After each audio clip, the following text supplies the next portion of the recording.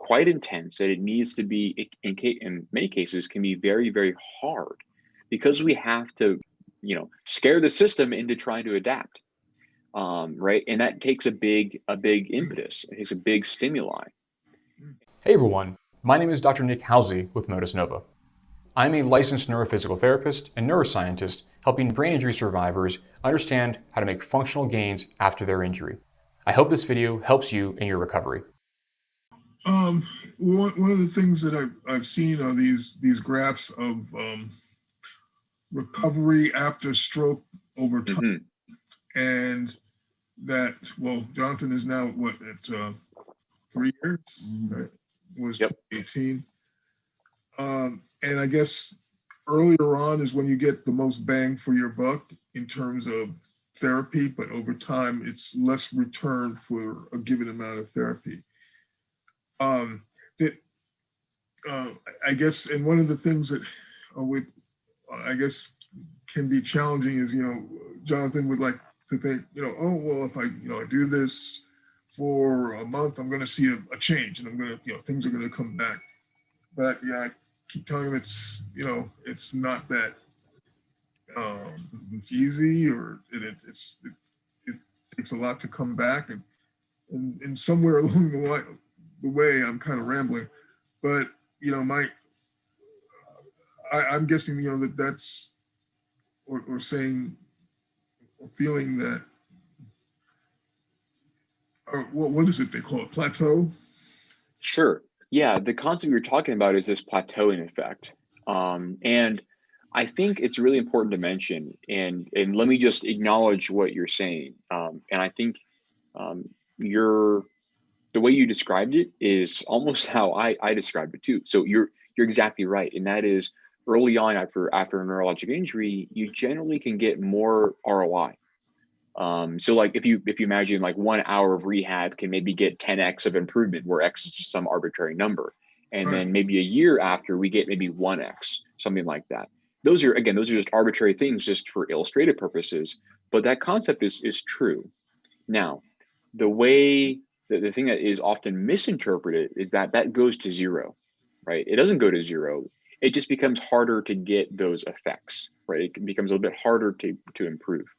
So the truth of the matter is that when we are faced with a more, let's say, a chronic impairment, we have to be more strategic about how we deliver rehab. It needs to be quite intense, and it needs to be, in many cases, can be very, very hard, because we have to basically, to be very frank, we have to, scare the system into trying to adapt. Right. And that takes a big impetus. It takes a big stimuli. And so, that being said, when we do find we have plateaus, and this is certainly possible, even with Modus hand rehab, even with any approach, there's the potential of having plateaus, pure and simple. But it's how we adapt, how we respond to when we observe a plateau. The wrong thing to do is to continue doing the same thing over and over and over again. The thing we have to do is we have to change the stimuli in a certain way to make sure that your system is basically surprised. Because what happens is, it's a very simple example is weightlifting, right?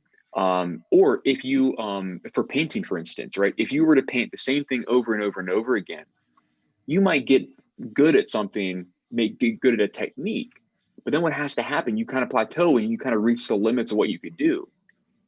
Hey, if you're finding this video helpful, please hit like and subscribe to help other brain injury survivors learn how Modus Nova is changing neurorehab. What has to happen, you kind of plateau and you kind of reach the limits of what you could do. Then what has to happen is you have to choose something that's much more different, right? You do a different type of media, use a different type of subject matter to change the stimuli. And that would then help hopefully change the way your body's responding. You might be, get more ability to draw fine structures. You might get more inference about different color structures, these sort of things. And my original sort of example here is about weightlifting. If we go to the gym and we go in and we train to lift a 20-pound weight, and we do that for months, you're going to get better at lifting that 20-pound weight. But it's not like you're going to get better at lifting the 100-pound weight or get better at sprinting, for instance. We have to change the stimuli whenever you do plateau. And we may have to do that regularly with the Motus hand, I think, and that's okay. And the way we do this is we can turn a bunch of different knobs. We can make things more challenging in terms of the ranges of motion, the level of actual help that you're getting.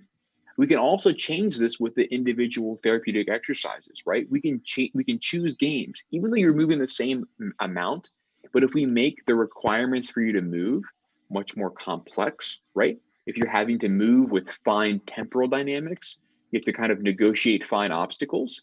That's going to be much more challenging for your brain to interpret. And it's going to be much more challenging for you to generate those movement patterns. And these are all the ways that we can kind of acknowledge that we're going to have a plateau and try to work around it and change the stimuli to keep you improving. Is this why there are these variety of games on the for the hand mentor? Mm-hmm.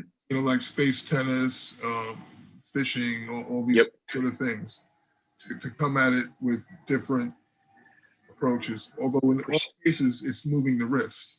Precisely, yeah. But the thing you might notice is if you can look at the data and find a tail, some of them are very simple, right? Like the strongman exercise, for instance, right?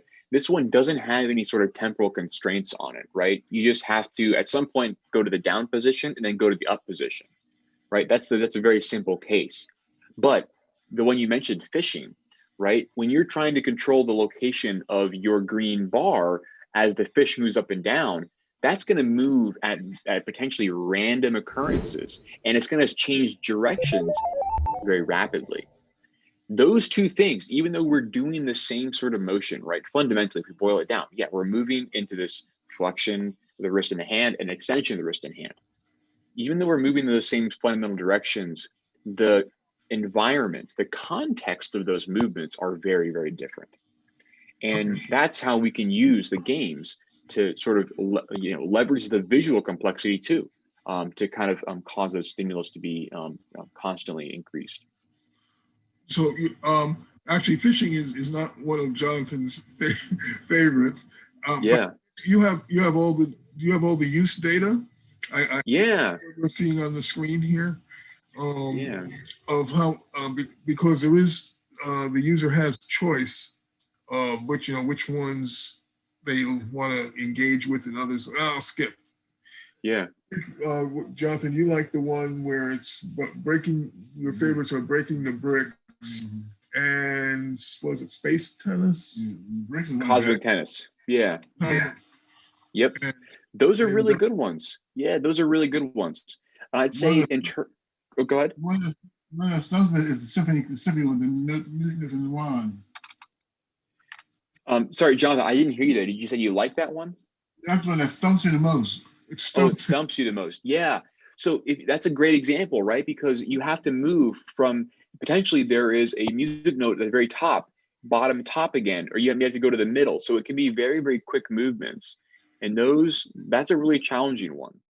Thanks for watching this video. If you have questions or would like to speak with me about how you can make functional gains from home, call or text me at 404-939-3476 or visit motusnova.com/contact.